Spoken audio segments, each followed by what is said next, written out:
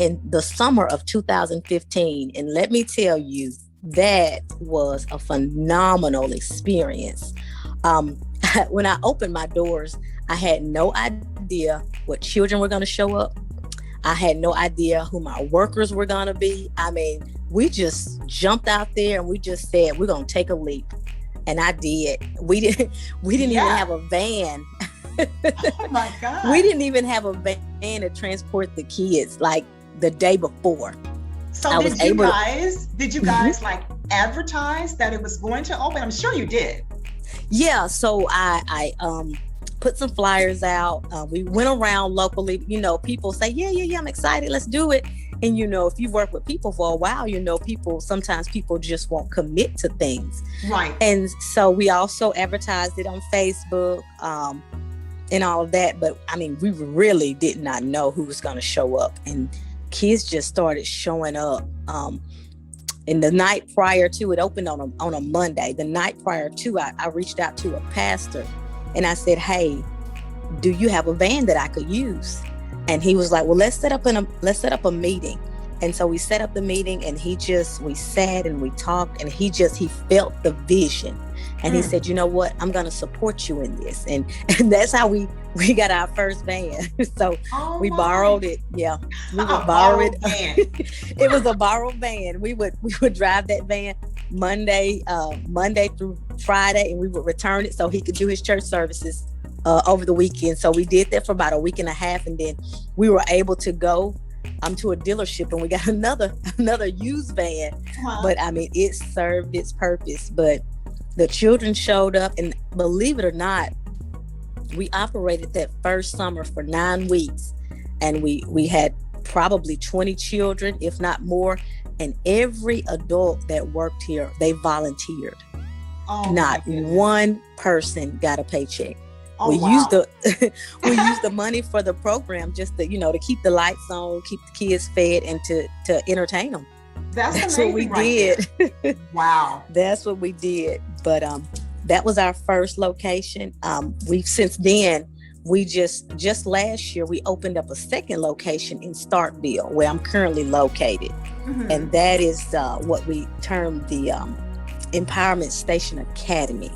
So we're licensed to serve 90 children there. We're about at that capacity now. So we're just super excited about what we're doing in the lives of children. So that's amazing. It really, really is. Now, what population does the center serve? So the first center, when I look at that one, that was more so underprivileged children, right up to a few middle-class families, because we were able to work with the state and get some state funding through a child care certificate program, which allows the children to get part of their tuition paid. Mm-hmm. So a lot of them were underprivileged children. And then my population in the current city, Starkville, that I must say that one is a little more on the average of middle class families, because most of the families can afford the tuition. We do have some who come on scholarships. So we do serve children from pretty much any background you could think. I love it because we have just a rainbow of children there. It's very diverse. It's very diverse. So we have a lot of children who, their parents work for the university. Some, have moved in because they work in the city there. So that one is thriving. Oh my goodness, it sounds phenomenal. So you have two centers. I do have two. The one in Wren, we got hit pretty hard with COVID. Again, it being a small rural community. Yeah. Last summer, I probably had we went from 45 children, which was our building capacity, mm-hmm. to about, I would say we might have had 10 children. Mm-hmm. We might have had about 10 children. Right. So we got hit really hard with COVID. So right now, I'm just kind of in a reframing sort of mindset for my Wren Center. I'm trying to decide when I'm going to open it back up and exactly what I'm going to do in it.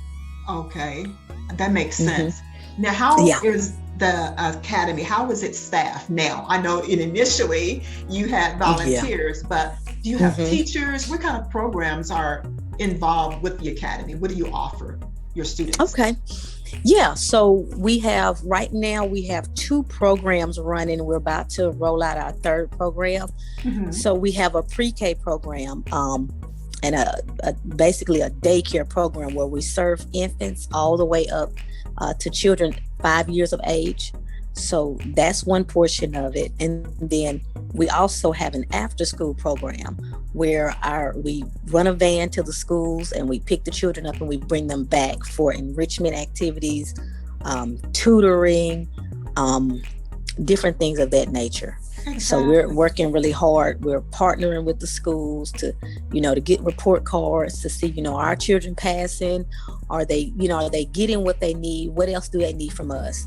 And we're getting ready to roll out our summer program. We've actually already opened enrollment. Some of the children who are currently in our after-school program, they'll go ahead and get into our summer program. And so with the summer program, I'll run it very similar to what I did in the Wren community. We're going to do field trips. We bring in community helpers. We're already partnering with the university to bring in interns. We're looking at bringing in some of the athletes. So we're wow. really excited about that. We're going to do some science with those children. So we're super excited about where we're going. Should be.